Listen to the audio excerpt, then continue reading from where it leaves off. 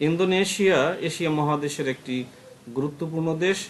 ভারত মহাসাগর এবং প্রশান্ত মহাসাগরের মাঝামাঝি ওশেনিয়া এবং দক্ষিণ পূর্ব এশিয়া মহাদেশের মধ্যে অবস্থিত একটি প্রজাতন্ত্র, ইন্দোনেশিয়ান প্রজাতন্ত্র। এটা বিশ্বের মুসলিম মেজরিটি দেশ, অর্থাৎ সবচেয়ে বেশি মুসলিম এই দেশে বসবাস করে জনসংখ্যার দিক থেকে। আমরা প্রথম দুইটি প্যারাগ্রাফ অন্য ভিডিওতে পড়েছি, এখন আমরা থার্ড এবং ফোর্থ এই দুটি প্যারাগ্রাফ পড়ব।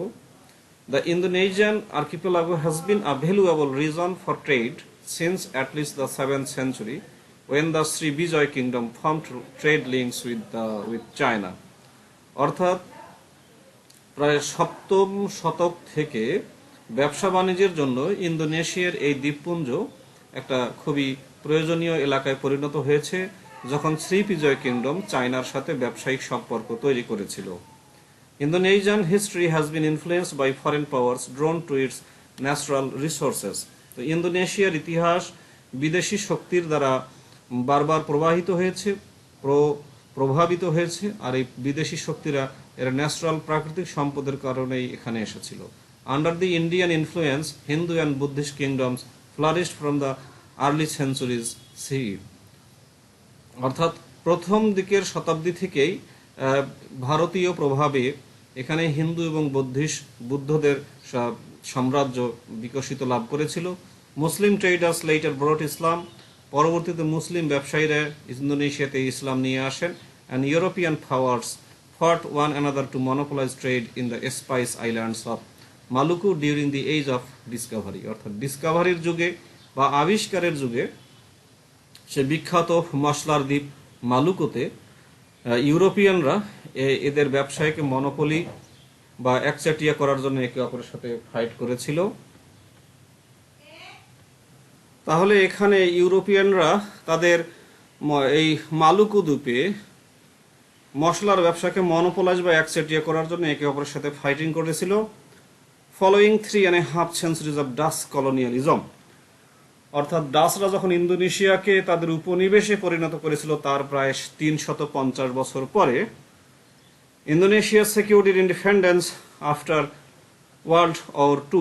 দ্বিতীয় বিশ্বযুদ্ধের পরে ইন্ডিয়া তার স্বাধীনতা অর্জন করেছিল, ইন্দোনেশিয়া তার স্বাধীনতা অর্জন করেছিল। ইন্দোনেশিয়াস হিস্ট্রি হ্যাজ সিন্স বিন টারিবুলেন্ট, আর তখন থেকেই ইন্দোনেশিয়ার ইতিহাস উত্তপ্ত হয়ে গেছে। with challenges posed by natural disasters, corruption, separatism, a democratization process, and periods of rapid economic change.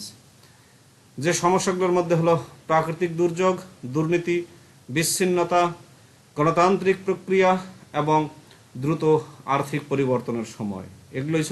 এগুলোর কারণে ইন্দোনেশিয়া একটা টার্বিউলেন্ট বা উত্তপ্ত পরিস্থিতি বিরাজ করছিল। Indonesia consists of thousands of distinct native, ethnic, and hundreds of linguistic groups, with Javanese being the largest. ইন্দোনেশিয়াতে স্বতন্ত্র স্থায়ী কিছু হাজার হাজার জাতিগোষ্ঠী এবং শত শত ভাষাতাত্ত্বিক গ্রুপ বিদ্যমান, যাদের মাঝে জাপানিজরা হলো সবচেয়ে বড়। A shared identity has developed with the motto Bhinneka Tunggal Ika, অর্থাৎ unity in diversity, literally many yet one, defined by a national language, cultural diversity, religious pluralism within a Muslim majority population, and a history of colonialism and rebellion against it. তো তাদের যে মটো, মূল লক্ষ্য ভিনেকা টুগাল ইকা, অর্থাৎ বৈচিত্র্যের মাঝেই একতা, অনেকে তবুও এক। এই আইডেন্টিটি পরিচয় তাদের মাঝে তৈরি হয়েছে, যাদের একটা জাতীয় ভাষা, যাদের সাংস্কৃতিক ভিন্নতা আছে এবং ধর্মীয় বহুত্ববাদ আছে। এই মুসলিম অধ্যুষিত সবচেয়ে মুসলিম জনবসতিপূর্ণ জনসংখ্যার মধ্যে তাদের উপনিবেশবাদের ইতিহাস রয়েছে এবং আবার তাদের একটা বিদ্রোহের ইতিহাসও রয়েছে। The economy of Indonesia is the world 17th largest by nominal GDP and 7th largest by PPP. পিপিপির দিক থেকে ইন্দোনেশিয়ার অর্থনীতি হলো 7ম বৃহত্তম এবং জিডিপির দিক থেকে পৃথিবীর মধ্যে 17তম বৃহত্তম। ইট ইজ আ রিজনাল পাওয়ার, এটা একটা আঞ্চলিক শক্তির ধর একটা দেশ। And is considered A middle power in global affairs, বৈশ্বিক ব্যাপারে এটিকে মধ্য শক্তির একটি দেশ হিসেবে মনে করা হয়। The country is a member of several multilateral organisations.